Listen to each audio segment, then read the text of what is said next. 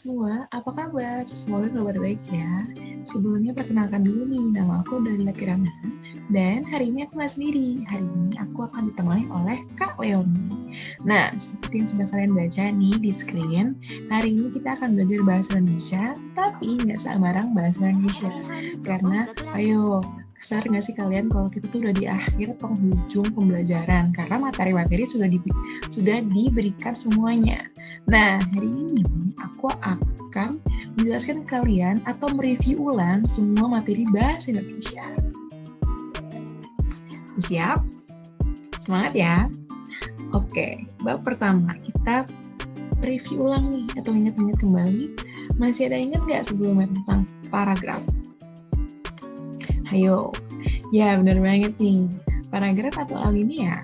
Paragraf merupakan sekelompok kalimat yang saling berhubungan dan bersama-sama menjelaskan satu unit pokok pikiran. Nah, di paragraf biasanya ada ide pokok.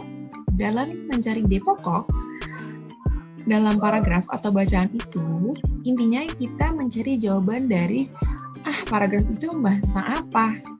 Nah, gak hanya sekedar satu atau dua kata kunci, bahas apa saja, kita harus fokus pada inti permasalahan yang dibahas dalam paragraf. Nah, ada tips nih mencari ide pokok. Nah, yang pertama, baca tiap kalimat dalam paragraf dengan seksama dan paham isinya.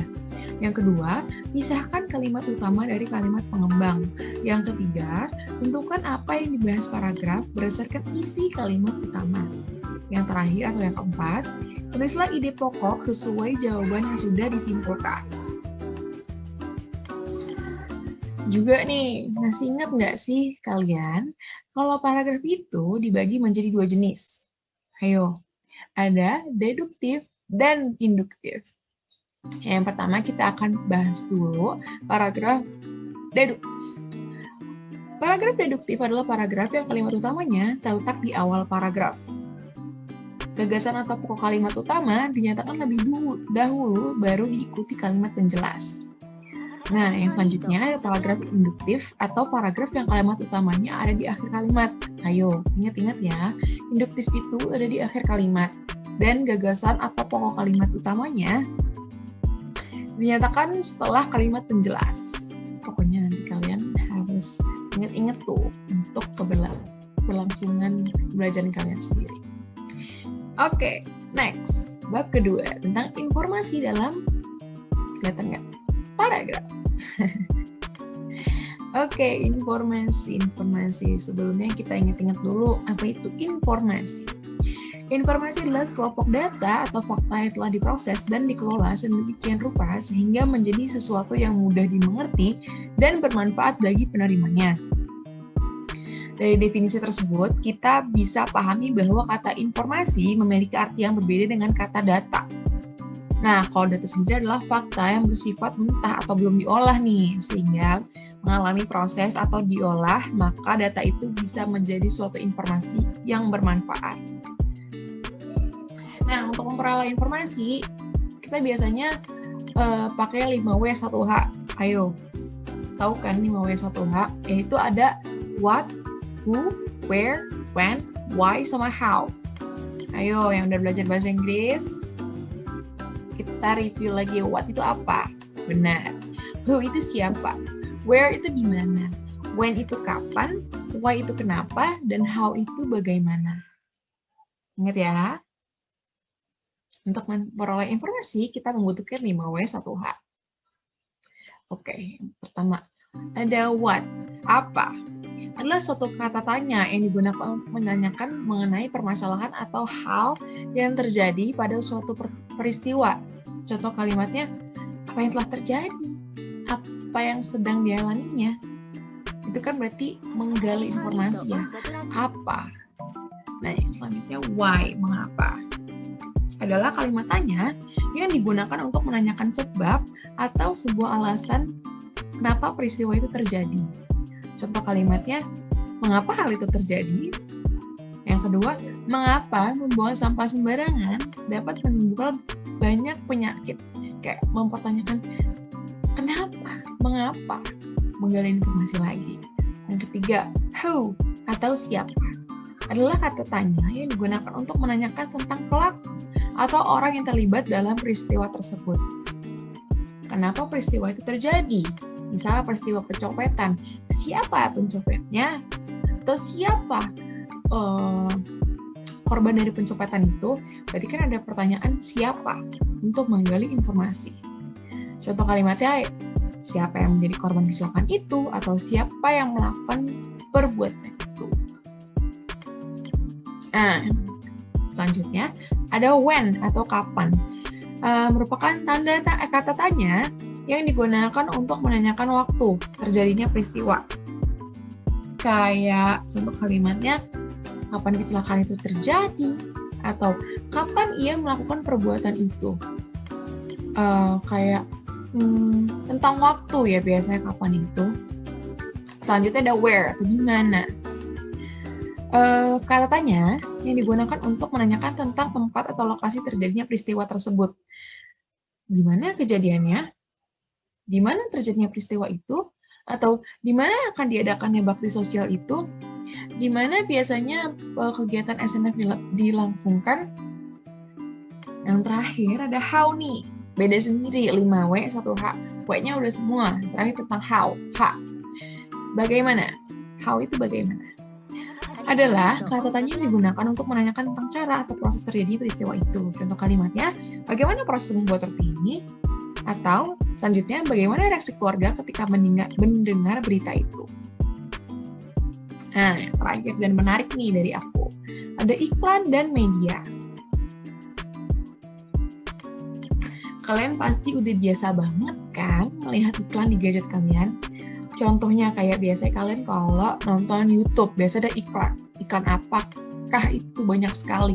Makanan, atau iklan baju, banyak banget, atau iklan Shopee yang biasanya sering banget 12-12 selanjutnya ya.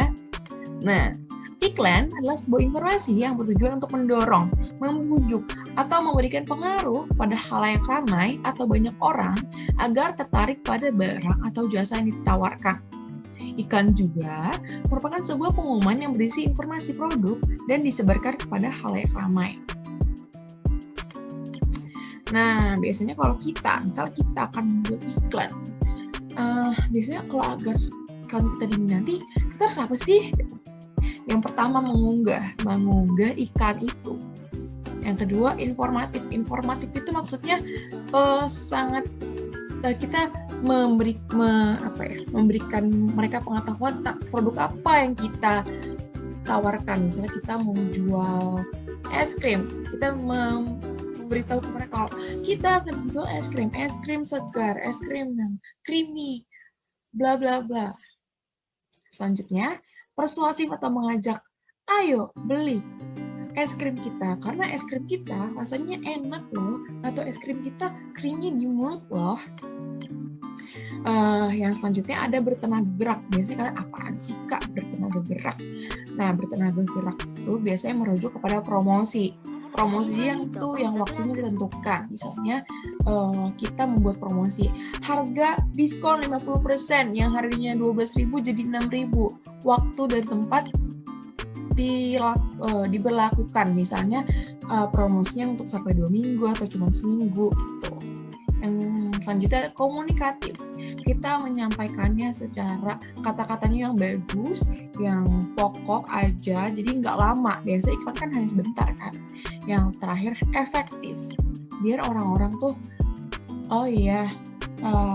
mengetahui iklan yang kita tawarkan itu dengan cara sesingkat mungkin dan kata-kata itu persuasif waktu mengajak. Jadi orang-orang nggak bingung nih, atau dengan waktu yang sedikit ini orang-orang paham dan ingin membeli es krim yang kita jual itu. Nah, ada juga nih unsur-unsur iklan, seperti yang pertama headline atau judul, merupakan unsur paling penting dari sebuah iklan yang dicetak. Nah, judul iklan harus dibuat semenarik mungkin agar dapat menarik perhatian pembacanya. Yang kedua ada subjudul yang menjabarkan lebih jauh pesan yang terdapat dalam judul. Yang ketiga ada isi iklan, yaitu informasi yang dari produk yang diiklankan seperti keunggulan, harga, dan lain-lain. Biasanya dicetak dalam huruf yang lebih kecil di bawah headline. Yang keempat, visualnya menarik seperti gambar produk, kita menjual es krim, biar menarik, gambarnya harus bagus nih. Yang kelima, nama produk, misalnya es krim bawa bahagia, Yang keenam, slogan. Contohnya, apapun makanannya, minumnya teh botol sosro. Nah, itu adalah slogan dari minuman teh botol sosro. Nah, yang terakhir, kalau kalian lihat ini semua, pasti kan kalian teringat nih slogan-slogannya kayak di Indomie. Ya, kalian lihat Indomie pasti udah terngiang-ngiang lah. Indomie seleraku. Atau sari roti, roti, sari roti. Atau susu nasional. Kalau kalian pergi-pergi atau di rumah aja pasti adalah yang buat susu nasional itu. Nah, ini udah di akhir materi yang aku akan jabarkan. Selanjutnya akan dijelaskan oleh Kak Leonie. Nah, sekarang bab 4 dan bab 5 akan diajarkan oleh Kak Leonie. Nah, sekarang bab 4 kita akan belajar mengenai pantun nih. Pasti adik semua pasti pernah dengar dong tentang pantun itu apa gitu. Nah, sekarang kita akan belajar mengenai pantun. Pantun itu apa sih? Nah, pantun itu merupakan salah satu bentuk sastra puisi Indonesia yang berasal dari Melayu. Pantun adalah jenis puisi lama yang setiap baitnya itu terdiri dari 4 baris, di mana 2 baris pertama itu merupakan sampiran dan 2 baris terakhir adalah isi. Lalu gimana sih ciri-ciri pantun itu? Nah, ciri-ciri pantun itu yang pertama itu bersajak ABAB atau AAAA gitu. Lalu yang kedua terdiri dari 4 baris dalam 1 bait. Lalu setiap baris terdiri dari 8 sampai 12 suku kata. Dan yang terakhir terdiri dari 2 bagian, yaitu sampiran dan isi, di mana sampiran adalah 2 baris pertama dan 2 baris terakhir adalah isi. Nah, lalu jenis pantun itu apa aja sih? Ternyata jenis pantun itu dibedakan berdasarkan usia dan berdasarkan isi. Nah, sekarang kita akan bahas berdasarkan usia dulu ya. Nah, jenis pantun berdasarkan usia dibagi ada 3, yaitu pantun anak-anak, pantun orang muda, dan pantun orang tua. Pantun anak-anak itu gimana sih, Kak? Nah, pantun anak-anak itu adalah jenis pantun yang berhubungan dengan suatu kehidupan masa anak-anak. Dan pantun orang muda adalah jenis pantun yang masih berhubungan dengan sebuah kehidupan masa muda. Sedangkan pantun orang tua adalah jenis pantun yang berhubungan dengan sebuah keadaan pada masa tua, yang biasanya pantun ini akan bahas mengenai sebuah kebudayaan, agama, nasihat, dan sebagainya. Nah, yang kedua itu adalah jenis puisi berdasarkan isinya, dibagi atas 4, yaitu adalah pantun nasihat, pantun jenaka, pantun teka-teki, dan pantun kiasan. Nah, pantun nasihat itu apa sih, Kak? Nah, pantun nasihat itu adalah pantun yang di dalamnya itu memberikan imbauan atau anjuran kepada seseorang dan masyarakat. Lalu pantun jenaka, tujuan dari pantun jenaka yaitu untuk menghibur kepada pendengar ataupun pembacanya. Lalu yang ketiga adalah pantun teka-teki, yaitu ciri khasnya terdapat pada isinya yang diakhiri dengan pertanyaan pada lirik terakhir. Tujuan dari pantun itu adalah untuk hiburan dan kebersamaan. Dan yang keempat adalah pantun kiasan. Pantun yang isinya berupa ibarat, yaitu menghiaskan sesuatu dengan sesuatu yang lainnya. Nah, langkah-langkah buat pantun itu gimana sih? Yang pertama itu kita harus tentukan dulu topik atau tema pantun. Lalu yang kedua, pilih jenis pantun yang akan kamu buat. Jenis pantun itu yang tadi itu ada yang berdasarkan usia, ada yang berdasarkan isi gitu. Lalu yang ketiga, yaitu tulis dahulu isi pantun, yaitu baris ketiga dan baris keempat. Kemudian kita buat sampirannya nih. Ingat, bunyi akhir baris pertama sama dengan akhir baris ketiga. Begitu juga sebaliknya, yaitu akhir baris kedua itu harus sama dengan akhir baris keempat. Kalimat sampiran juga tidak harus berhubungan dengan isinya. Dan yang kelima, yaitu gabungkan sampiran dengan isinya. Nah, sekarang kita udah masuk nih ke bab 5, yaitu teks non-fiksi. Apa itu teks non-fiksi? Teks non-fiksi adalah teks yang berisi informasi berdasarkan fakta atau kenyataan. Teks non-fiksi dapat ditemukan dalam artikel, surat kabar, atau majalah. Contoh teks non-fiksi antara lain artikel berita, jurnal sejarah atau ilmiah, biografi, serta karya sastra. Umumnya, gaya bahasa pada cerita non-fiksi menggunakan bahasa eksplisit atau denotatif karena data yang disampaikan nyata dan bersifat informatif. Nah, denotatif itu apa sih? Denotatif itu adalah kata yang sebuah kata secara objektif gitu. Jadi contohnya kita itu makan dengan masukkan makanan itu ke mulut gitu. Lalu lawan kata denotatif itu konotatif. Jadi konotatif itu artinya lah makna kias. Contohnya dia adalah seorang anak yang ringan tangan gitu. Ringan tangan ini makna kias, bukan berarti tangannya ringan, tapi maksudnya dia itu orang yang suka membantu orang lain gitu. Lalu memahami teks non-fiksi. Untuk menggali informasi teks non-fiksi, kita perlu membaca dengan sama teks tersebut. Lalu yang pertama itu kita harus tentukan ide pokok pada teks non-fiksi itu. Untuk menentukan ide pokok, kita harus membaca teks itu secara saksama gitu. Dalam paragraf teks non-fiksi terdapat satu kalimat yang mengandung informasi atau permasalahan dari teks tersebut gitu. Lalu yang kedua itu adalah membuat ringkasan teks non-fiksi. Ringkasan itu merupakan informasi mengenai suatu hal atau kejadian yang disampaikan secara lebih singkat dan padat dari teks aslinya. Cara membuat ringkasan itu yaitu yang pertama kita harus membaca dulu teksnya ini semua gitu. Yang kedua menyusun ide pokok pada setiap paragraf. Lalu yang ketiga menyusun ide pokok tersebut ke dalam beberapa kalimat. Dan yang ketiga itu memperhatikan pemilihan kata gitu agar sesuai dengan UEB. Nah, yang ketiga itu adalah mengembangkan ide pokok menjadi paragraf non-fiksi. Adapun hal yang harus diperhatikan, yaitu yang pertama kita harus tentukan dulu topik yang mau dikembangkan di suatu teks ini. Lalu membuat daftar kosakata sebanyak-banyaknya. Dan yang ketiga, menuliskan ide-ide pokok berdasarkan kosakata yang telah kita tentukan. Nah, keempat, itulah menggali informasi dengan membuat pertanyaan. Untuk menggali informasi dengan membuat pertanyaan, hal pertama yang perlu kita lakukan adalah membaca isi teks itu secara keseluruhan gitu ya. Setelah itu buat kalimat tanya berkaitan dengan isi teks tersebut. Yang kelima, itulah melengkapi informasi teks non-fiksi yang dibaca. Untuk melengkapi informasi tersebut, kita harus membaca teksnya secara saksama. Lalu yang kedua, menggarisbawahi kata kunci. Dan yang ketiga itu, menjawab pertanyaan yang diberikan. Lalu yang keenam adalah menulis teks non-fiksi berdasarkan informasi pada artikel gitu. Ketika kita menulis teks non-fiksi dengan tambahan informasi yang bersumber pada, kita bisa menulis teks non-fiksi itu dengan menggunakan informasi yang ada di artikel. Nah, artikel itu apa sih?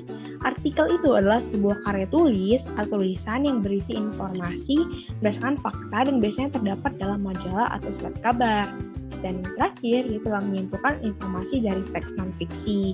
Menyimpulkan artinya menyajikan informasi berdasarkan apa yang telah diuraikan. Nah, jadi pembahasan dari bab 1 sampai bab 5 sudah selesai. Kakak berharap semoga adik-adik semua tetap mereview kembali pelajaran yang sudah kakak ajarkan. Dan tetap semangat untuk tetap belajar gitu. Terima kasih dan sampai jumpa di video pembelajaran berikutnya. Dadah!